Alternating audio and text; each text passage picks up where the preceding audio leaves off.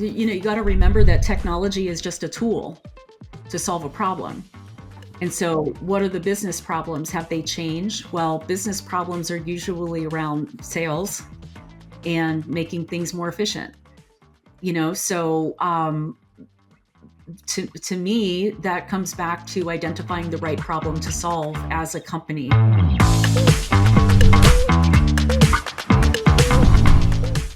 I would suspect that a lot of your customers, be they retail customers or be they kind of institutions, underestimate how important it is to stay really close to the pulse of society if you're going to be an effective insurer.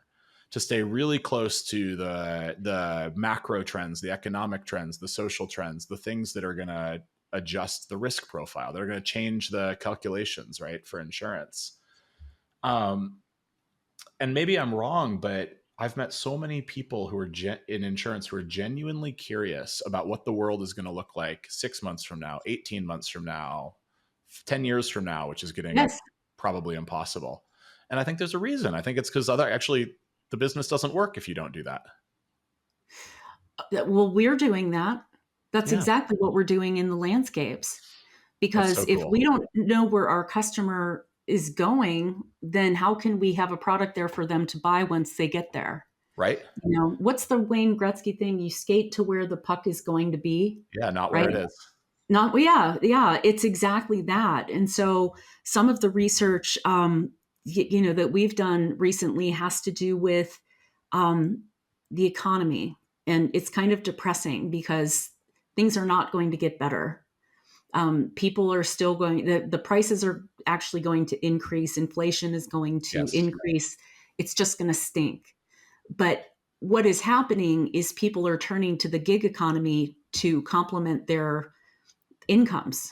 So it's not just, oh, the gig economy, it's great.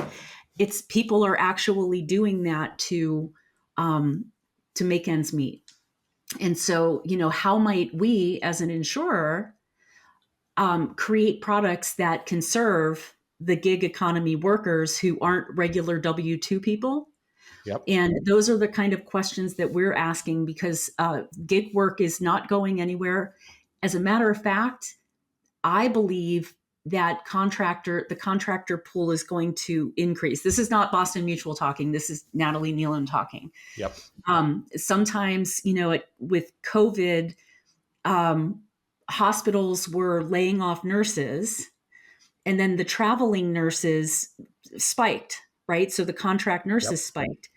And so they haven't gone back to the model of W-2 because it's cheaper to hire the contractors. Yeah. And so when are big corporations going to think about that? Yep. Right. Well, And so, and you combine this with, kind of inevitable trends on AI disruption of labor and yeah. workforce at all levels and things like that. And I think I agree with you, and I think you're right. And Oh my we could gosh. have a Yeah. whole other podcast kind of like prognosticating on the future and legitimately why, like, I'm actually pretty terrified about, let's call it 2029 to 2035, like Yeah. plus or minus here. I'm pretty terrified about that, even though I'm a huge techno optimist. Yeah. But let me ask you a slightly different question. Is Sure. it getting harder to try and pierce the veil and peer into the future? I don't think so. I think it's the same. You got to remember that technology is just a tool to solve a problem. Yep. And so, what are the business problems? Have they changed? Well, business problems are usually around sales and making things more efficient. So to me, that comes back to identifying the right problem to solve as a company. Interesting. No, and it's so this is I'm gonna challenge you a little because I think that's true. Like there's persistent problems, and even if you like boil away all the abstraction, like there's just some fundamental ingredients, right? Like, do you have food, energy, and space? Yeah. Well, we'll probably be okay if we have those things. There's fundamental jobs to be done. Yes. But one of the things that I observe is that, yes, I think you're right. I think it's a smart thing to say technology is a tool. But as that tool changes, as it evolves, as it connects people, at least for me, I feel like it's getting a lot harder to predict with any level of certainty what might change in society or in customers' expectations over the next few years, right? 50 years ago, if you were trying to look 5 years out, you might feel blind, but you would feel like you could kind of point in the right direction and feel pretty good, Sure. right? So, yeah, Now, I don't know. I don't feel like I can. I don't feel like I can answer whether Chat GPT 1 year from now is going to be a really cool kind of like assistive tool in the way it is right now, or whether it's going to be Skynet. I am so nervous that all of the input and the data that chat is collecting, they're going to be putting together so much information that it becomes homogenous Yes. and that we all have the same solutions for everything. You know what I The mean? Or great the the great answers. leveler is not great when you're trying to defend a business. Exactly. But to your point, I want to just say that I've been in insurance. Okay.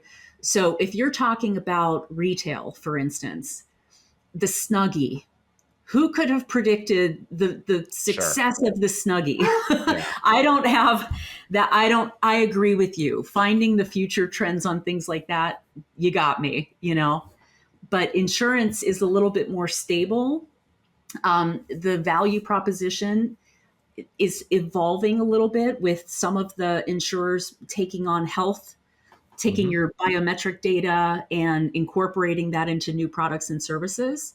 So that's new, but there are many industries that you're right, I wouldn't be able to the future cast on that. Oh, that's really interesting. I think some people will probably find that reassuring, and others may get jealous and be like, "Oh, I wish I was." Yeah. I need to Yeah. move into insurance. We'll come into insurance and innovation. We love new people.